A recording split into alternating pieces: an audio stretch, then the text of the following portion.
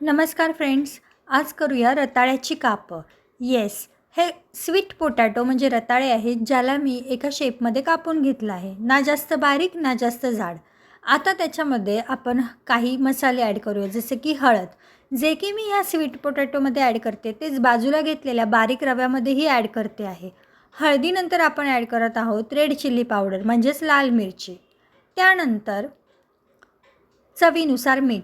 Sweet potato म्हणजे रताळ्याला लागणारं मीठ आणि त्याच्या कवरला लागणारं मीठ आपण रव्यामध्ये ॲड करत आहोत. ह्यालाच आपण व्हेज फिश असंही म्हणू शकतो. इथे गरम मसाला थोडाफार प्रमाणात आपण ॲड करणार आहोत वेगळ्या टेस्टसाठी.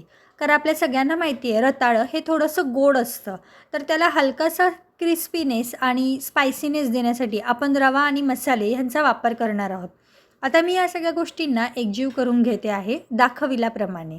आणि त्याच पद्धतीने ज्याला आपण जसं आपण फिश फ्राय करताना वरून कोटिंग रव्याचं लावतो किंवा ब्रेड क्रम्सचं बऱ्याचदा आपण वेगवेगळ्या स्नॅक्सला लावतो, त्या टाईपमध्ये आपण इथे रव्याला कोट करणार आहोत, म्हणून त्याला टेस्ट यावी म्हणून सारं काही आपण त्यातही ॲड करत आहोत.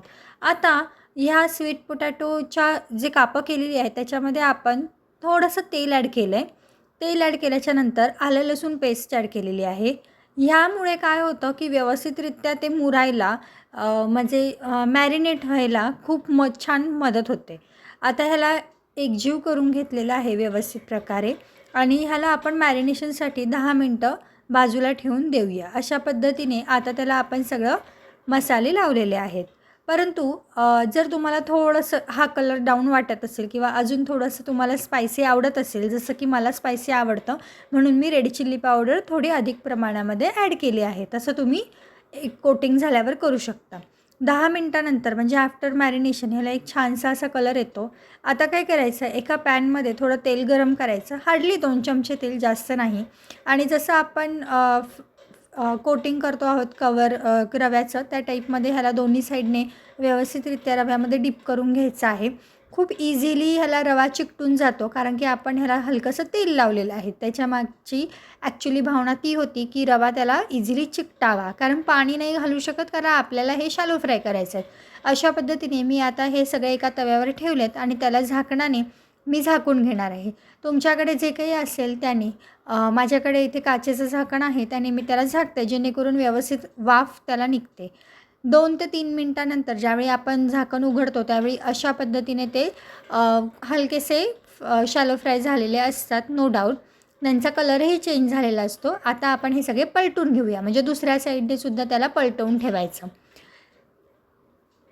आता इथे पाण्याचा एक हबका आपण मारणार आहोत, जसं की हलकंसं आपण पाणी शिंपडतो ना, अगदी त्या पद्धतीने, जास्त नाही. कारण आपण ह्याला शिजवत नाही आहोत, तर आपण ह्याला शॅलो फ्राय करतो. त्याला कुरकुरीतनेस राहिला पाहिजे आणि हे आपल्याला कमीत कमी तेलात करायचं आहे. म्हणून मी परत तेल ॲड न करता काय करत आहे, हलकासा पाण्याचा शिपका तिथे मारलेला आहे. त्यानंतर परत 2 ते 3 मिनिटांनी मी हे ओपन करते. आहाहा! खूप छान पद्धतीने आता हे शिजलेले आहेत. रव्याचा चेंज झालेला कलर सारं काही सांगून जातो आणि समजत नसेल तर तुम्ही चमच्याच्या सहाय्याने सुद्धा पाहू शकता. पण हार्डली 5 मिनिटात ही रेसिपी होऊन जाते आणि किती छान दिसते आहे बघा.